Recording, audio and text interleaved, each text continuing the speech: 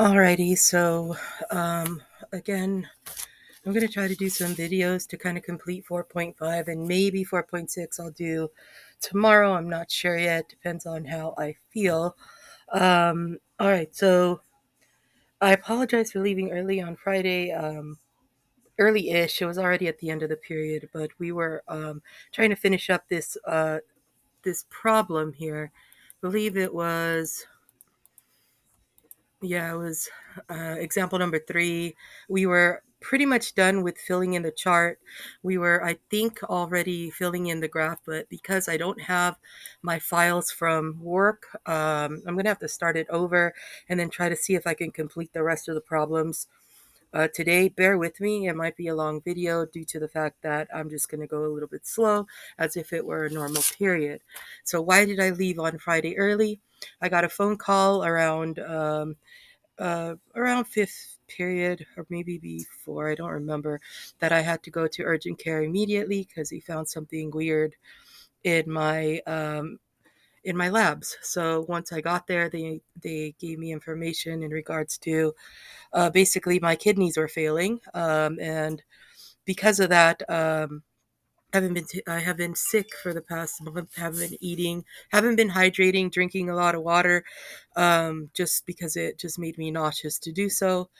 Because of all of that, I messed up my kidneys, and therefore I had to go into urgent care.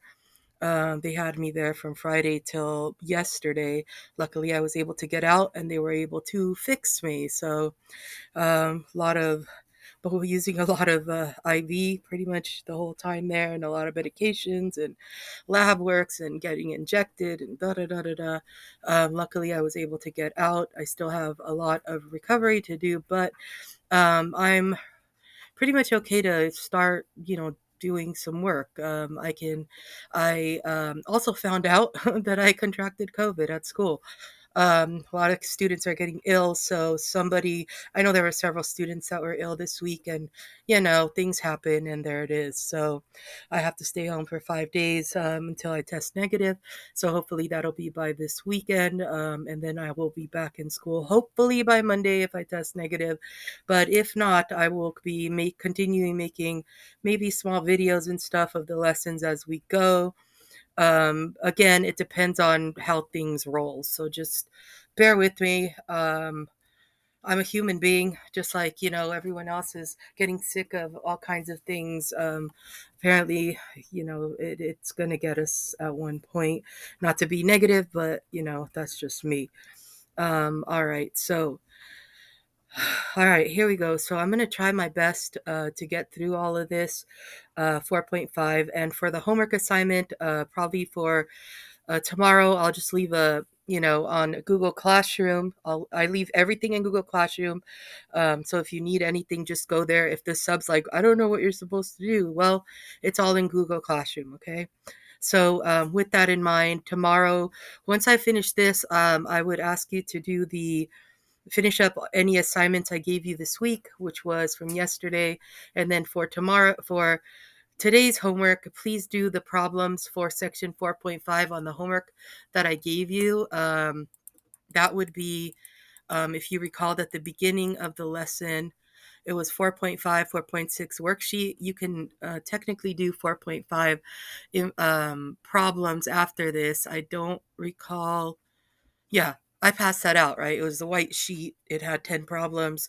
Some of them were for sine and cosine, which was 4.5. Some of them were for the rest of the trig, which I will try to do tomorrow and kind of get started with that and see where it goes. Okay. All right. So let me go back to this problem here, and I'm going to fill out what we already filled out on Friday. So bear with me. So what do we say? We have 4 cosine of 3 theta. It says find the amplitude period and sketch the graph. So we found out that the amplitude equals the absolute value of 4, which equals to 4. We also found the period, k equals 3. And the new period is 2 pi over k. So therefore it's 2 pi over 3. Again, that means that the graph for cosine, for obviously the transform function, the final function for cosine of 3 theta, is going to complete a cycle in the period of 2 pi over 3. So we talked about that already on Friday. So in this, there's going to be 3 graphs. The first graph is going to be, sorry, because it's hard to write at home because the program is a little bit more upgraded than the one at school. So just bear with me. The first one will be cosine theta. The second one will be cosine of 3 theta. And then we're going to do finally the cosine of 4 theta. Or what is it? Give me a second. 4 cosine of 3 theta.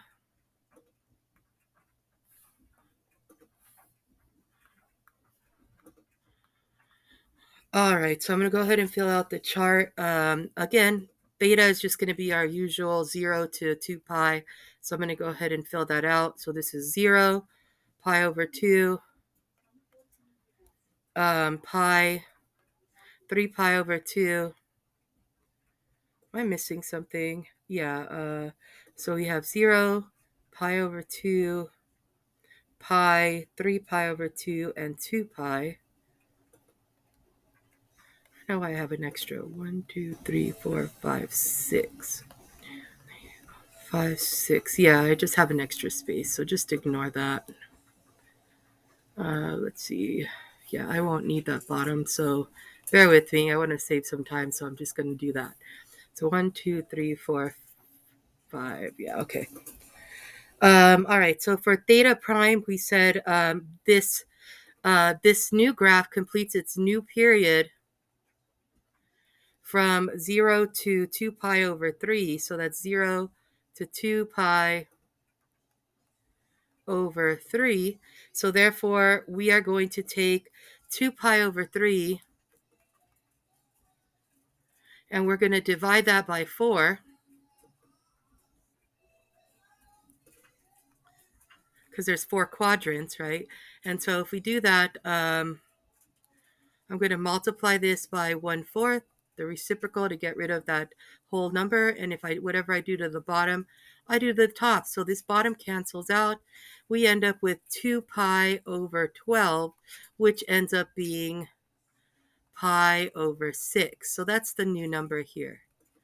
And so what we're doing is we are adding another pi over 6 to get to this next one, another pi over 6 to get to this one, another pi over 6 to get to this one. So if I take pi over 6 and I add another pi over 6, I end up with pi over 3. And then pi over 3 plus pi over 6 is pi over 2.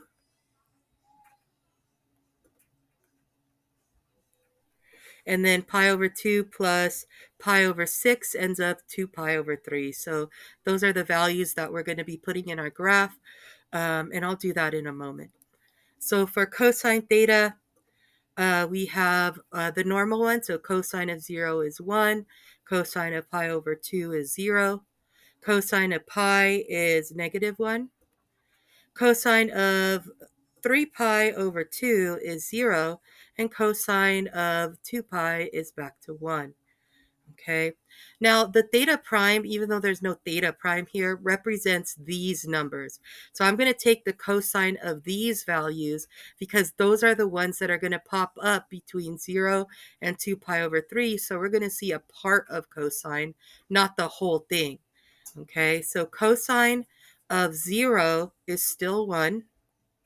Cosine of pi over 6 is 0.87. Okay, so if you look on your unit circle, what I did was I looked at cosine at pi over 2, or actually, excuse me, I looked at cosine at pi over 6, and at pi over 6, 0.87 is radical 3 over 2. I put that in my calculator, and that's what I got, okay? Then I took cosine of pi over 3, Cosine of pi over 3 happens to be 0.5, a half. Cosine of pi over 2 is actually 0. And then cosine at 2 pi over 3 ends up being negative 0.5. All right, all of these I got from the unit circle. And like I said, I will create a trig chart when we get back. That way we don't have to keep going to a unit circle because we're going to be using, again, the radians and then finding out what the x and y values are. So for cosine of 3 theta, now what I'm doing is for these values here, because it's a representation of like the original cosine graph, only that in this case here, the amplitude is 3.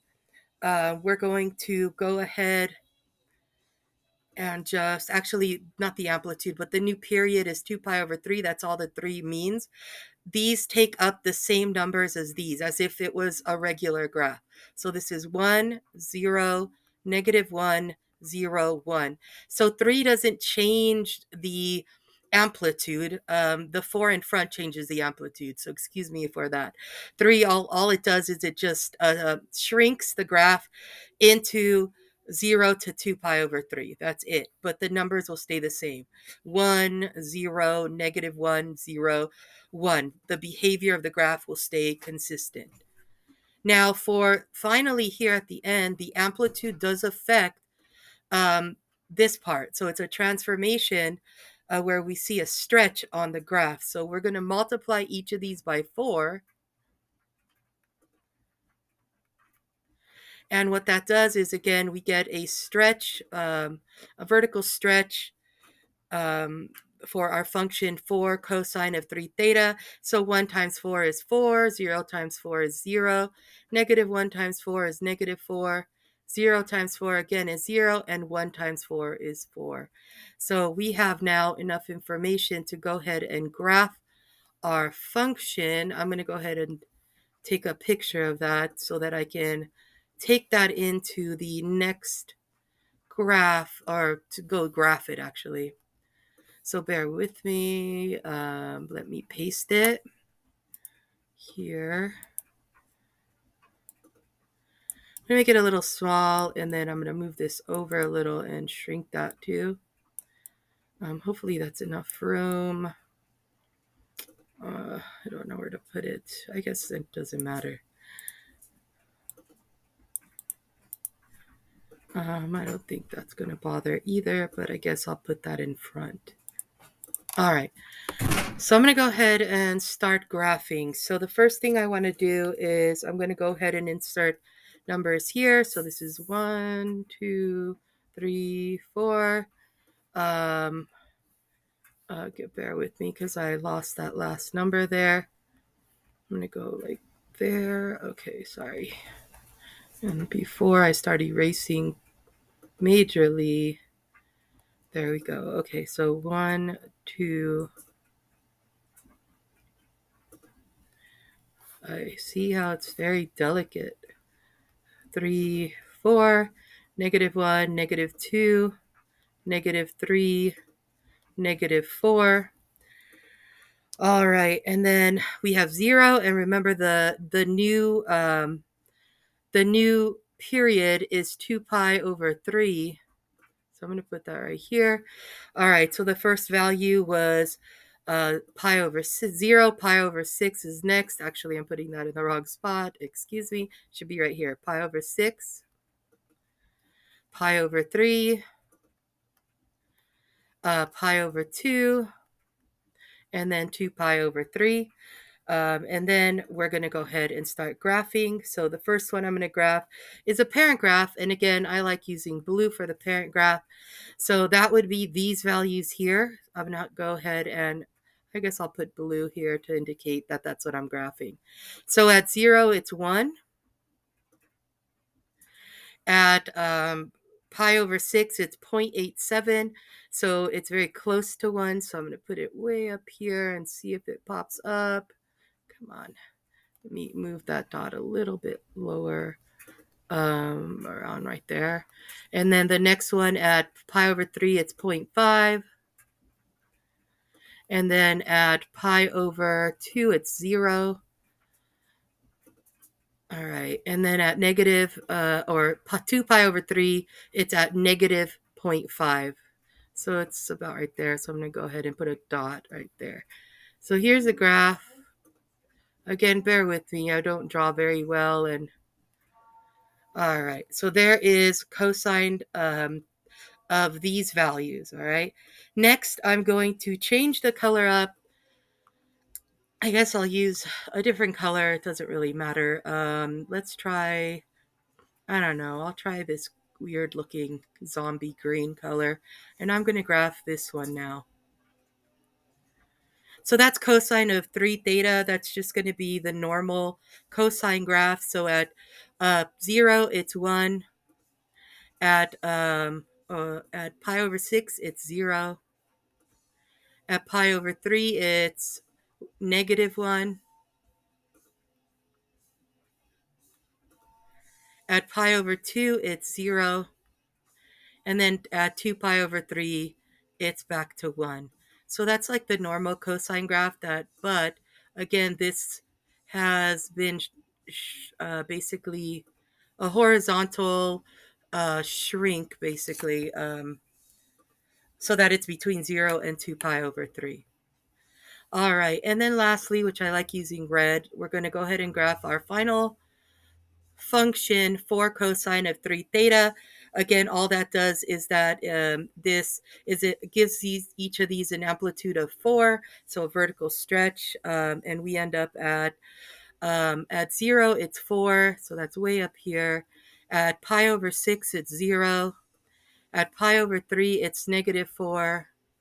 At pi over 2, it's 0. And then at 2 pi over 3, it's back to 4. So here is the graph.